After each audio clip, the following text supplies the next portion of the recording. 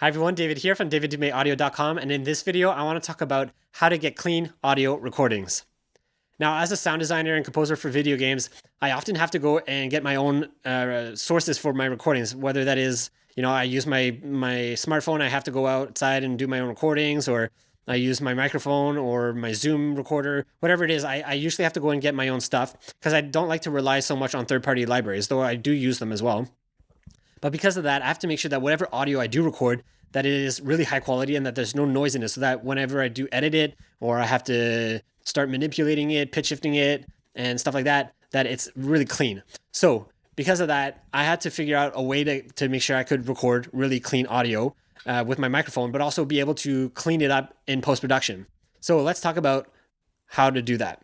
All right, so in order to understand how to clean up your recordings and how to get clean audio, you have to understand the source of the noise. So I came up with kind of three main culprits for noise in recordings that are common for me and I know are common for many other people. So those are ambient noises or background noise or environmental noise.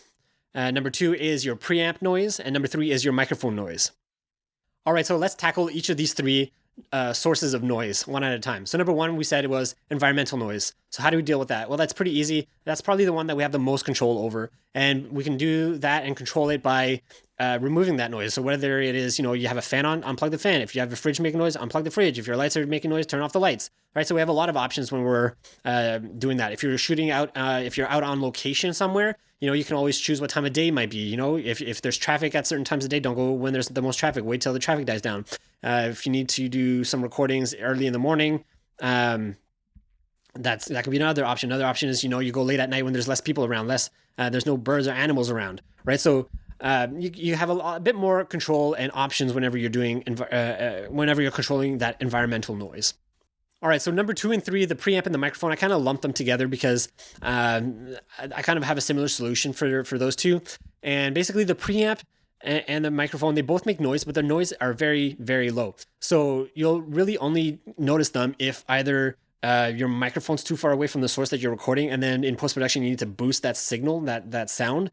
Then you might start, because you're boosting the sound, you're also boosting the noise that's part of that audio file. So then you're boosting the noise. So so that can be an issue. But also you'll also notice the noise whenever you're recording something that's really, really soft or really quiet. Even if you're really close to the microphone, if it's really quiet, whenever you're boosting that sound or normalizing that sound in post-production, you'll also be normalizing and lifting up and boosting the noise that's part of that sound. So those are the two instances, at least that I found, that I've noticed it the most, the noise from the preamps and the microphone. So how do you get rid of that, or how do you reduce it? Because I don't think you can entirely get rid of it. You can't really get rid of those because you'll always have some sort of noise from your preamp or from your microphone. The noise floor for both the devices are very, very low, but you'll still have some sort of noise. So how do we deal with that?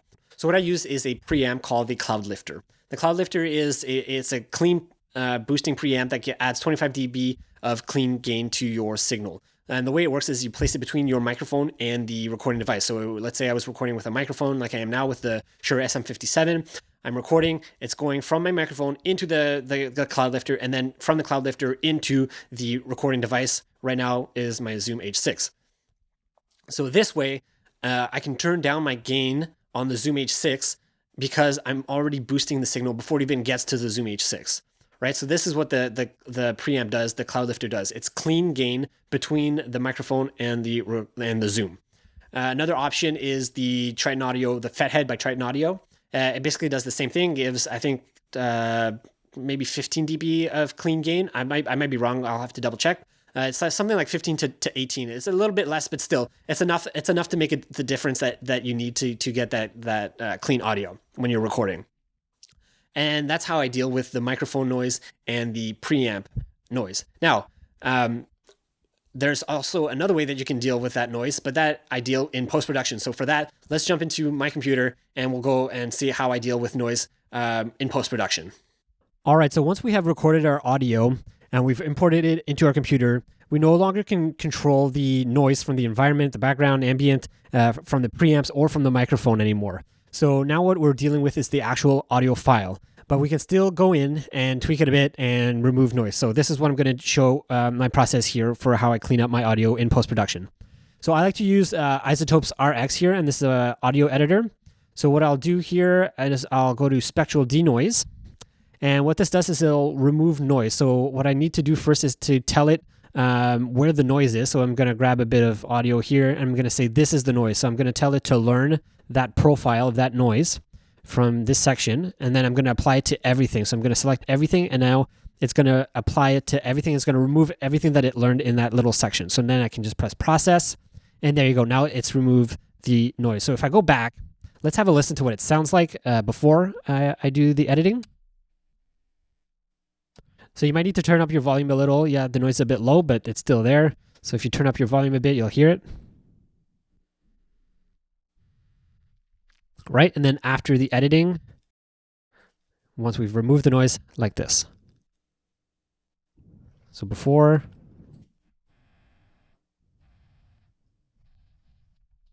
after. Right, so a big difference. And if you still think there's too much noise, you can just go in, learn again, and then just apply it back to everything. But usually when you do it once, it's enough. And then you've really removed like pretty much all the noise. You have to be careful not to do too much of this, because then you'll start affecting the actual sound file. So if I had like a vocal or dialogue or something, it would start to eat away at the quality of the dialogue. But yeah, it's just something you have to watch, but it works like that. All right, so if you don't want to, or you don't have the money right now to invest into something like RX, what you can do is get a free software here. This is Audacity. Audacity is a DAW, a digital audio workstation. And in here, you can do the same thing. So I have here the exact same file. So I'm going to play a section of it just so you hear the noise. Right, so very noisy. And here, because this is free, I'm just going to show it for everyone who might want to download this. So it's a free, like I said. You go to Effect, you go to Noise Reduction, and you have two steps. So step one is just to get the noise profile. So I've selected the region to get my noise profile. So I'm going to do that. And then you can apply it over, let's say I want to apply it over these 10 seconds. So I'm going to go back into noise reduction, and then I'm going to leave the settings as they are here and just click OK. And then we can hear what it's done.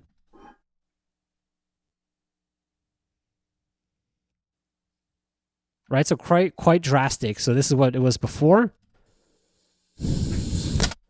And then if I do the noise reduction, right, quite a big difference. Now, it's not perfect, but it's still a really big difference, and it can really clean up your audio.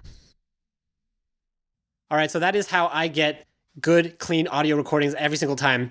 So I hope that is helpful for you. Yes, it does require a bit of an investment, but it's definitely worth it, especially if you need that clean audio for whatever project you're working on. So I hope that's helpful for you. Thanks for watching. If you guys have any questions, leave it in the comments below. I'll do my best to answer them.